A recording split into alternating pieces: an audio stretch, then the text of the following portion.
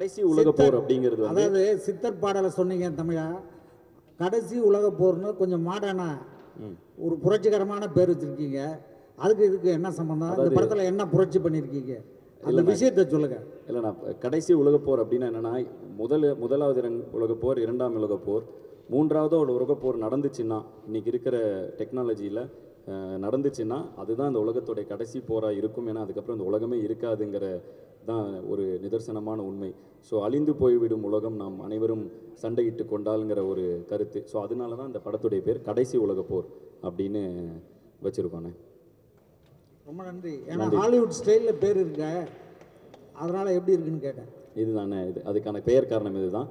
And இந்த படத்தில் பாடின சிங்கர்ஸ் எல்லோரும் வந்திருக்காங்க. அவங்களும் மேடை கலைக்கிறேன், எல்லோரும் சேர்ந்து ஒரு படம் எடுத்துக்கலாம். மேடை வந்திருக்கிற சிங்கர்ஸ் எல்லோரும் ப்ளீஸ். சின்ன பொண்ணக்கா, கரிஷ்மா, மீனாட்சி இளையராஜா, கௌஷிக் கிருஷ், ராஜன் செல்லையா, ராகு. அண்ட் இந்த படத்தில் என்னோட சேர்ந்து பாடல்கள் எழுதின விக்னேஷ் ஸ்ரீகாந்த் அவர்கள். விக்னேஷ் வந்து எனக்கு தெரிஞ்சு நான் தான் ஃபஸ்ட்டு படம் வந்து போன படம் பண்ணார், வீரனில் ஒரு பாட்டு எழுதினார். அவர் ரொம்ப பிடிச்சி போய் இந்த படத்தில் அனைத்து பாடல்களும் நானும் அவரும் தான் எழுதியிருக்கோம். ஸோ விக்னேஷ் ஸ்ரீகாந்த். இதுதான் இந்த படத்துடைய ராகுக்கு தான் முதல் படம்.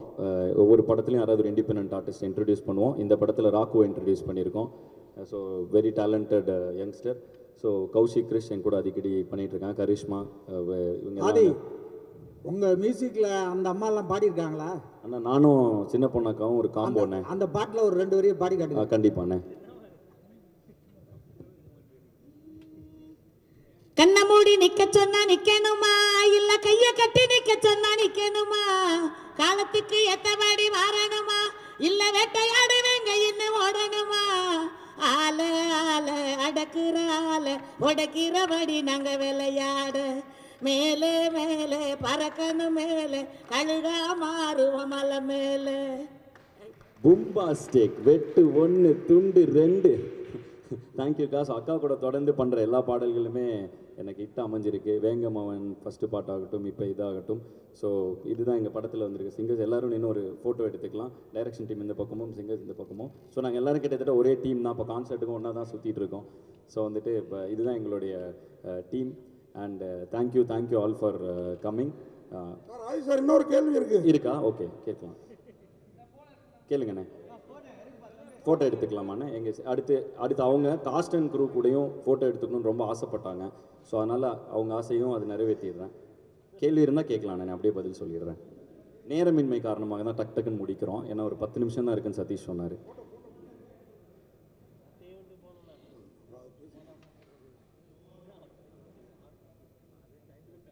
கேட்கலாமா? தேங்க்யூ. நன்றி. நீங்கள் வருகை தந்ததுக்கு அனைவரும் நன்றி. இது முழுக்க நாங்கள் ஹேண்ட் பிக் பண்ணி உருவாக்கின டீம். இதில் இருக்கிற எல்லாருக்குமே தான் ஃபஸ்ட்டு படம் அசிஸ்டன்ட் டைரக்டர்ஸ் ஆகும். இன்னும் நிறைய பேர்னால வர முடியல. ஸோ வந்துட்டு ஆல் தி பெஸ்ட் டீம். ஆதிஜி, அதாவது உங்கள் படங்களில் வந்து இது கடைசி உலக போர், நான் உங்கள் படங்களில் வந்து காதல் போர் நல்லாயிருக்கும். இந்த படத்தில் அது எவ்வளோ இம்பார்ட்டன்ட் இருக்குது? காதலும் இருக்குண்ணே படத்தில், காதலும் இருக்குது. அதை தாண்டி நிறைய விஷயங்கள் இருக்குண்ணே. ஆக்ஷன் இருக்குது, ஜானராக சொன்னால் காதல் இருக்குது, ஆக்ஷன் இருக்குது, நிறைய விஷயங்கள் இருக்குது. அண்ட் வந்து படம் வந்து கொஞ்சம் டீப்பான ஒரு மீனிங் இருக்க ஒரு அட்டம்ப்டாக எடுத்துருக்கோண்ணே. ஸோ நாங்களும் ரொம்ப ஆர்வலாக எதிர்பார்த்துட்ருக்கோம் இதை ரசிகர்கள் எப்படி ரிசீவ் பண்ணுவாங்கங்கிறது. லவ்வும் இருக்குண்ணே. படங்களில் மொத்தம் 9 பாட்டு இருக்குண்ணே. ஆனால் படத்தில் எந்த பாட்டும் எல்லாமே பேக்ரவுண்ட் ட்ராக்காக தான் வருது. படத்தில் எதுவுமே பாடல்களாக வரதில்லை. பட் ஆனால் படத்தில் 9 பாட்டு இருக்குது. ஸோ அதுவே ஒரு வித்தியாசமான முயற்சி தான் எங்கள் கிட்டேருந்து. ஏன்னா நாங்கள் பொதுவாக என் படத்தில் நிறைய பாடல்கள் இருக்கும். ஸோ அதுவே ஒரு வித்தியாசமான முயற்சி தான். அதே மாதிரி இப்போ இந்த சித்தர் பாடல் கேட்ட பிறகு தான் இப்போ பாதி அந்த பாடல், அந்த மாதிரி பாடல்களை பார்த்து தான் இப்போ பாடல்களே பாடியிருக்கிறாரோ அப்படின்னு தோணுச்சு. நீங்கள் அந்த மெட்டை ஏற்ற இறக்கமாக பாடினீங்கல்ல. நான் தொடர்ந்து இப்போ தமிழண்டா இயக்கத்தில் நாங்கள் தொடர்ந்து தமிழ் சார்ந்த விஷயங்கள், ஹிப்ஹாப்னாலும் ஹிப்ஹாப் தமிழானாங்க. ஸோ அதனால் அங்கே பார்த்தீங்கன்னா பாரதியார் அவரே ஒரு பெரிய ரேப்பர் தான். ஸோ அவருடைய நடையிலுமே அந்த ரேப் இருக்குது. ஸோ தொடர்ந்து அந்த மாதிரி விஷயங்கள் இன்ஸ்பயர் ஆகி தொடர்ந்து நாங்கள் எங்களோட கலைப்படைப்பை கொடுத்துட்ருக்கோம். கண்டிப்பாக இந்த மாதிரி எல்லா தமிழ் இலக்கியங்களில் இருக்கிற விஷயங்களில் கண்டிப்பாக நாங்கள் இன்ஸ்பயர் ஆகி அதை புது வடிவத்தில் கொடுத்துட்டும் இருக்கோம். கண்டிப்பாக அதில் தான் இன்ஸ்பயரும் ஆகிறோம். அதே மாதிரி சுந்தர் சி சார் எப்போதும் உங்கள் படங்களை அதிகம் அவர் தயாரிப்பார். இந்த படத்தை நீங்களே தயாரிக்க காரணம் அவர் சீஃப் கெஸ்ட்டாக வர காரணம் என்ன? ஏன்னா இதில் ஜாஸ்தி லாபம் எடுத்துலாம் நீங்கள் எடுத்துட்டீங்களா ப்ரொடியூசரா? ஆனால் லாபங்கிறது வந்து நான் அதை எல்லாத்தையும் தாண்டினேன். நான் வந்து ஒரு ஆர்டிஸ்ட்டு. எனக்கு வந்து ஆர்ட்டை தொடர்ந்து பண்ணிக்கிட்டே இருக்கிறோங்கிறது ரொம்ப ஆசைண்ணே. என்னோட ஆர்ட்டை எப்போ நான் இருக்கிறதுலே ஃப்ரீயாக பண்ண முடியும் அப்படின்னா வந்து நானே அதை க்ரியேட் பண்ணி நானே, ஏன்னா வந்து இப்போ ஒரு ப்ரொடியூசர்னால் அவருக்கு வந்து ஒரு கன்ஸ்ட்ரெயின்ட் இருக்கலாம், எனக்குன்னு ஒரு மார்க்கெட் இருக்குது, அதுக்குள்ளே படம் எடுக்கணும், அந்த மாதிரி கன்ஸ்ட்ரெயின்ட் இருக்கலாம். அதே மாதிரி ஒரு டைரக்டர்னா அவருக்கு ஒரு தாட் இருக்கும், நான் இதுக்கு தான் செட் ஆவேன்னு. ஸோ இது எல்லாமே சேர்ந்து நாங்களே பண்ணுறப்ப நாங்கள் எங்கள் மேலே வைக்கிற நம்பிக்கையை எங்கள் ரசிகர்களுக்கு நான் கொண்டு போய் சேர்க்கணுங்கிற கருத்தை எந்த ஃபில்டரும் இல்லாமல் கொடுக்க முடியுதுன்னு. ஸோ அதனால் வந்துட்டு இதை லாபத்துக்காக பண்ணணுன்னா இது மிகப்பெரிய ரிஸ்க்குண்ணே. இந்த படம் என்னோட எல்லா ஃபார்மேட்டில் இருந்தும் உடச்சி ஒரு படம் பண்ணியிருக்கோம். ஸோ அதனால் அப்படி பார்த்தா அதுக்கான இது இல்லைண்ணே. நாங்கள் வந்து அதான் இருக்கிற எல்லா ரிசோர்ஸஸையும் போட்டு ஒரு படத்தை எடுத்துட்டோன்னே. இதிலேருந்து வந்தால் அடுத்து திரும்பவும் படம் எடுப்போனே, அந்த மாதிரி இதில் தான் இருக்கும். ஏன்னா நாங்கள் வந்து உங்கள் எல்லாருக்கும் தெரிஞ்சது தான், நீங்கள் எங்களை இங்கேருந்து பார்த்துட்ருக்கீங்க எல்லோரும். ஸோ கொஞ்சம் கொஞ்சமாக படிப்படியாக தான் வளர்ந்துட்டுருக்கோம். எங்களால் ஒரு படத்தை எடுக்க முடியுங்கிற அளவுக்கு பொருள் சேர்ந்த உடனே அதை எல்லாத்தையும் போட்டு ஒரு படத்தை எடுத்துட்டோன்னே. அண்ணன் தான் முதல்ல ஆசீர்வாதம் பண்ணார் எங்களுக்கு, எடுறா தம்பி அப்படின்னு.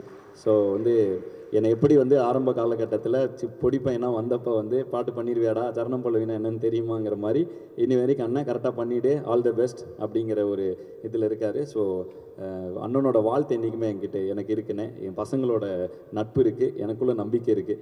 அதனால் வந்து தொடர்ந்து ஹிப்ஹாப் தமிழ் என்டர்டெயின்மெண்ட் மூலமாக தமிழ் சினிமாவுக்கு பிரம்மாண்டமான படங்களை நாங்கள் கொடுத்துட்டே இருப்போம் அப்படிங்கிறதுல எங்களுக்கு ஒரு நம்பிக்கை இருக்குண்ணே. அதுக்கு இந்த படம் கண்டிப்பாக வெற்றி அடையுங்கிறத நாங்கள் நம்புகிறோண்ணே. இதை வந்து 20ஆம் தேதி மக்கள் தேட்டரில் பார்க்கும் பொழுது அதிலோட ரிசல்ட் தெரிஞ்சிடனே. அதுக்கு நாங்களும் அவ்வளோ காத்துக்கிட்டு இருக்கோண்ணே. அண்ட் தொடர்ந்துண்ணே உங்கள் எல்லாத்தோட சப்போர்ட்டும் கண்டிப்பாக எங்களுக்கு வேணும். அதே மாதிரி நீங்கள் கோயம்புத்தூர்காரரு, ஆனால் மவுண்ட் ரோடில் குண்டு வைக்கணும்னு ஏன் அவ்வளோ பார்த்தா வந்தோன்னே ட்ரெய்லரு டப்பு டப்புன்னு மவுண்ட் ரோடே பிளாஸ்ட் பண்ணுறீங்களே, என்ன நோக்கம் அது? அண்ணே, ஒரு போர் நடந்தால் என்ன ஆகும் அப்படிங்கிறது தான் படத்துடைய கதைண்ணே.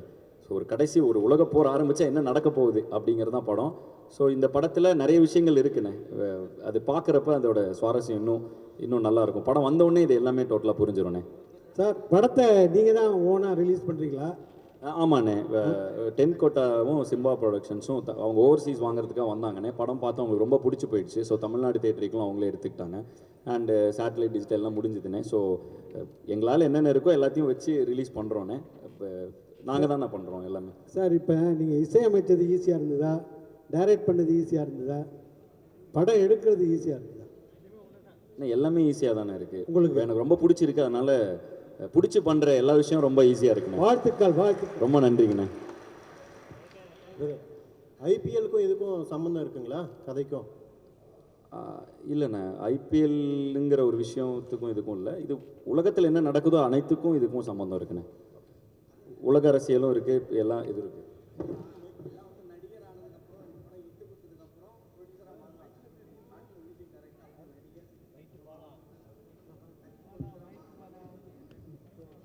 உலக போர்னு வச்சுருக்கீங்க, எல்லாத்தையும் கடந்துட்டீங்க, அடுத்தது என்ன அரசியலுக்கு வர போகிறீங்களா? இல்லைண்ணே, நான் ஒரு கலைஞன். நான் வந்து ஏன் வந்து இப்போ படம் ப்ரொடியூஸ் பண்ணுறேன்னா அதுக்கான பதில் தான் சொன்னேன். என்னோடய கலையை வந்து மக்கள்கிட்ட கொண்டு போய் சேர்க்கறதுக்கு எவ்வளோ முடியுமோ, எவ்வளோ ஃபில்டர்ஸ் கம்மியாக முடியுமோ, நான் நினச்சதை என்னால் கொண்டு போய் சேர்க்க முடிய இந்த நிறுவனம் எனக்கு உதவியாக இருக்குண்ணே. அது போக இந்த நிறுவனம் மூலமாக கிட்டத்தட்ட நாங்கள் இன்றைக்கி வந்து ஒரு 2 பேர் வந்தோண்ணே. 2 பேர் ஆரம்பித்தோம். இன்றைக்கி கிட்டத்தட்ட 110 பேர் பக்கத்தில் நாங்கள் வேலை பார்த்துட்ருக்கோண்ணே. ஸோ அதனால் இது எனக்கு இன்னும் சந்தோஷமாக இருக்குது. ஏன்னா என் பசங்க அன்றைக்கெலாம் என் கூட இருந்த பசங்க, நாங்கள் இண்டிபெண்டன்ட் மியூசிஷியனாக இருந்தப்போ நிறைய பேர் வந்து அதுக்கான வாய்ப்பு இல்லாமல் அங்கே சஸ்டெயின் பண்ண முடியாமல், இன்ஃபேக்ட் நாங்களே அண்ணனை பார்க்கலன்னா எப்படி சஸ்டெயின் பண்ணியிருப்போம் தெரில. நாங்கள் இண்டிபெண்டன்ட் ஆர்டிஸ்ட்டாக இருக்கிறதுக்கு இன்றைக்கி மார்க்கெட் இருக்குது, அன்றைக்கி அப்படி எதுவுமே கிடையாது. ஸோ அந்த இடத்துல 2 பசங்க கனவோடு வந்திருக்கோம். அந்த டைமில் எங்கள் கூட இருந்த பசங்களெல்லாம் எங்களுக்கு ஒரு பிளாட்ஃபார்ம் அமைச்சு கொடுக்க முடியல. இன்றைக்கி இந்த ஹிப்ஹாப் தமிழ் என்டர்டெயின்மெண்ட் மூலமாக எங்கள் கூட ட்ராவல் பண்ண எல்லா பசங்களும், கிட்டத்தட்ட ஹட்சன் எங்கள் கோ டைரக்டர், அவர் தான் டைரக்ஷன் டீம் ஃபுல்லாக அவர் தான் ஹெட் பண்ணுவார். ஸோ எங்களோட சிஸ்டமே கொஞ்சம் வேறு மாதிரி, இப்போ பொதுவான சினிமா சிஸ்டமாக இல்லாமல் கொஞ்சம் ஒரு க்ளீனாக ஒரு கம்பெனி ஃபார்மேட்டில் நடத்திட்டு இருக்கோம். ஸோ ஹட்சன் தான் ஹெட் பண்ணுறாரு. ஹட்சன் வந்து எனக்கு 12 வருஷமாக தெரியும். அவர் ஒரு இண்டிபெண்ட் பிபாய், அவர் அதாவது பிரேக் டான்ஸர், பிபாய், ஒரு கொரியோகிராஃபர், அவர் டான்ஸ் கிளாஸ் நடத்திட்டு இருந்தார். இந்த படம் ஆரம்பித்து ப்ரொடக்ஷன் ஆரம்பித்தோன்னே வாங்க படம் ஆரம்பிச்சிட்டேன் வாங்கன்னு. ஸோ இது மாதிரி ஒவ்வொரு ஃபீல்டில் இருக்கவங்க எல்லாருமே, இந்த அஜய் வந்து சிஏ, அவன் வந்து ஒரு சார்ட்டர்ட் அக்கௌண்டன்ட்டு. ஸோ இந்த மாதிரி எந்தெந்த நண்பர்கள் எங்கெங்கெல்லாம் ஜேபி வந்து என் ஃபேன் கிளப் இன்டர்ன்ஷிப் ப்ரோக்ராம் மூலமாக வந்தான். ஸோ இப்படி எங்கெங்கே யாரை பார்த்தனோ அந்த நண்பர்களுக்கெல்லாம் ஒரு இடம் கொடுக்க இந்த நிறுவனம் எனக்கு உதவியாக இருக்குண்ணே. அவ்வளோதான் இதில் விஷயம். இல்லை இதில் இன்னொன்று, படிப்பு முக்கியம் தான். நீங்கள் சொன்னது எல்லாம் படித்தவங்க தான். ஆனால் சினிமாவை நோக்கி வரவங்க முக்கால்வாசி பேர் படிப்பு இல்லாதவங்க தான் வராங்க. ஸோ அந்த மாதிரி படிப்பு இல்லாமல் வந்தாலும் சேர்த்துக்கிறதுக்கான வாய்ப்பு இருக்கா? ஆனால் படிப்புங்கிறது வந்து நம்ம குழப்பிக்க வேணாம். ரொம்ப சிம்பிள். திறமை இருக்கிற பொழுது எல்லாருக்குமே இது படிப்புங்கிறது வந்து டிகிரியோ அது கிடையாது. படிப்புங்கிறது நம்ம கற்றுக்கொள்ளும் எல்லா விஷயங்களும் தான். ஸோ வந்து படிப்பு நம்மளை பண்படுத்தும். ஸோ ஒருத்தரை வந்து எத்தனை படிச்சிருக்காங்கங்கிறத வச்சு அவங்கள நம்ம திறமையை எடை போட முடியாது. அனைவருக்கும் வாய்ப்பு உண்டு. ஆனால் நான் அடிக்கடி சொல்கிறது என்னென்னா, படிச்சுட்டா அது பின்னாடி இருக்கிற டெர்மினாலஜியும் அதோட பேசிக்கும் அதை எப்படி அந்த ப்ராசஸும் நம்ம கற்றுப்போம். ஸோ அப்படி கற்றுக்கும் பொழுது நம்மளுக்கு வந்து எந்த இடத்துலையுமே கை கட்டியோ தலை குனிந்தோ அவுட் ஆஃப் த வே போய் எதுவும் பண்ண தேவையில்லை. தலை நிமிர்ந்து இருக்கலாம். இப்போ எனக்கு இது தோத்துச்சுன்னா நான் காலேஜில் போய் ப்ரொஃபஸராக இது எனக்கு இந்த சினிமா கெரியரே இப்போ எனக்கு இது சரி இதெல்லாம் நான் காலேஜில் ப்ரொஃபஸராக போவேன். எனக்கு எந்த ஒரு இதுவும் இல்லை. என்கிட்ட என் படிப்பு இருக்குது. அது எனக்கு என்றைக்குமே நம்பிக்கை கொடுக்கும். நான் தலை நிமிர்ந்தே இருப்பேங்கிற தன்னம்பிக்கை என் படிப்பு எனக்கு கொடுக்குது. அதனால எல்லாரும் படிங்கன்னு என்னோட ரசிகர்களுக்கு தொடர்ந்து அதை நான் சொல்லிகிட்டு இருக்கேன். அவ்வளோதான் அதில் விஷயம். டெக்னாலஜி வளர வளர அழிவு கண்டிப்பாக இருக்குன்னு நீங்கள் நினைக்கிறீங்களா? இருக்கலாம். இந்த படத்துலையும் அது மாதிரி ஒரு விஷயம் இருக்குது. டெக்னாலஜி 2 வகையாக யூஸ் பண்ணலாம். அது ஒரு தீக்குச்சி தான். பத்துச்சுன்னா தீக்குச்சியை வச்சு வெளிச்சமும் கொடுக்கலாம், ஊரையும் அழிக்கலாம். ஸோ டெக்னாலஜி நம்ம எப்படி யூஸ் பண்ண போகிறோங்கிறத வச்சு தான் அதுக்கான பதில் இருக்குது. ஸோ நான் வந்து அதுக்கான அப்படி அழிஞ்சிடக்கூடாதுன்னு நினைக்கிறேன். அது இருக்கா இல்லையான்னு நீங்களும் தான் சொல்லணும். இல்லை, 3ஆம் உலகப் போர் வந்து வாட்டரில் வரும்னு சொல்லியிருக்காங்க. 3ஆம் உலகப் போர் வாட்டரில் தான் வரும்னு சொல்லியிருக்காங்க. பட் ஆனால் நீங்கள் வந்து கடைசி உலகப் போர் டெக்னாலஜி தான் ஸ்டார்ட் ஆக போகுதுன்னு சொல்ல வந்திருக்கீங்க. ரெண்டுத்தும் டிஃப்ரெண்ட். இல்லை, இது படம் பார்த்துட்டிங்கன்னா இன்னும் சூப்பராக புரியும்ண்ணே உங்களுக்கு. Okay, last question. Okay, concept கூட இப்போ 2-3 நாள் முன்னாடி நடந்தது. அதில் கூட ஏதோ பசங்க சண்டே ஆகிடுச்சிங்க. இது வரைக்கும் உங்கள் கான்செப்டில் அந்த மாதிரி நடக்கவே இல்லை. ஆனால் இது வரைக்கும் கான்செப்டே நடக்கவே இல்லை. கோயம்புத்தூரில் 2-3 நாள் முன்னாடி நடந்தது உங்களுது. அப்போ அங்கே வந்து காலேஜ் பசங்க அடிச்சுக்கிட்டாங்க. அது ஒரு 200 பேர் இருக்கு, ஒரு 20,000 பேர் இருக்கிற இடத்துல 25,000 பேர் வந்தாங்கண்ணே அந்த கான்செர்ட்டுக்கு.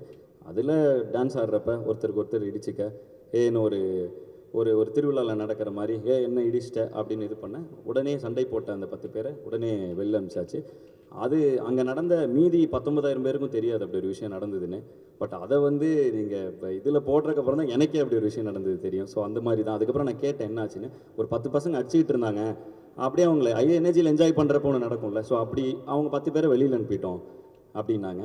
ஸோ அவ்வளோதான் அதோட விஷயம். அதில் ஒரு இதுவுமே பெரிய எதுவுமே அப்படி ஒரு பயப்பட வேண்டிய விஷயம் எதுவுமே இல்லை. தொடர்ந்து உங்களுடைய ஆல்பம் சாங் தான் எல்லாமே எதிர்பார்க்குறது. இப்போ நீங்கள் ப்ரொடக்ஷனில் வேறு இறங்கிட்டீங்க.